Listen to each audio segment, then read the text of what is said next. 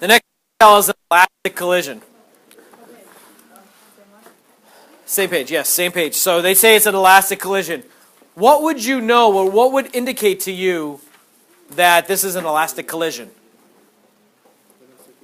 Yeah, they don't stick together, right? So a couple objects hit, and they bounce off of each other. They don't stick together.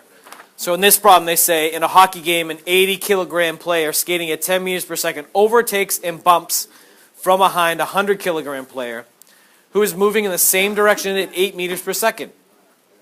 As a result of being bumped from behind, the 100-kilogram player's speed increases to 9.78 meters per second. What is the 80-kilogram player's velocity, speed and direction, after the bump?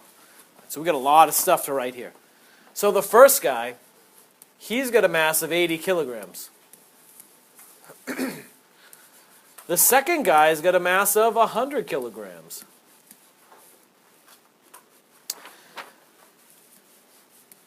The smaller man, they say that he initially has a speed of 10 meters per second. And the larger man initially has a speed of 8 meters per second. And they're traveling in the same direction, right? They're both going this way again. Just one faster than the other. He catches them. Okay. And then after they hit, right, the two bump into each other. And they say that the larger man gets a final speed of 9.78 meters per second.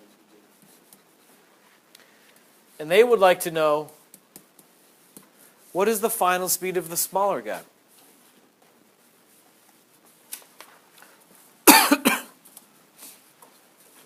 All right, so now let's go back and talk about or think about what we did, how we worked out the last problem.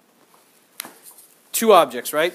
Two objects come in and they hit. So object one, is it moving?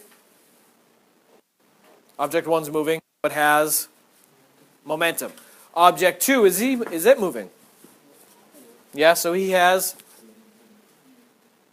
momentum, right? So they both have momentum. So we've got two objects, they both have momentum because they're both moving. So that means we have to have an M1 V1I term for the first guy, right? Because he's moving. So he has momentum. And then the second guy is also moving. He also has momentum, so we give that an M2 V2 term. All right, so we have a momentum for the first guy before he collides, and a momentum for the second guy before he collides. So they bounce, they hit. You can kind of think of it as like the equal sign. It's like that's the point when they bounce. And then what happens? How many objects do we have? Two. How many are moving? They're both moving. So how many momentum terms should we have? Two. All right. And we call it M1 V1F plus M2 V2F. Okay. Now it's just a matter of plugging in the information that we have.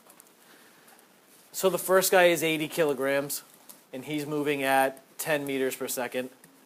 The second guy is 100 kilograms, and he's moving at 8 meters per second. They hit, and now the 80 kilogram guy, we don't know what speed he moves at, so we just leave it as V1F. And then the 100 kilogram guy, he sped up to 9.78. So what do you think? The 100 kilogram guy just went from 8 to 9.78, so we got faster. What do you think is going to happen to the small guy who started at 10? He's going to slow down, right? He's going to slow down. He's going to have to slow down because this side has to equal this side. The totals have to be the same. That's conservation of momentum.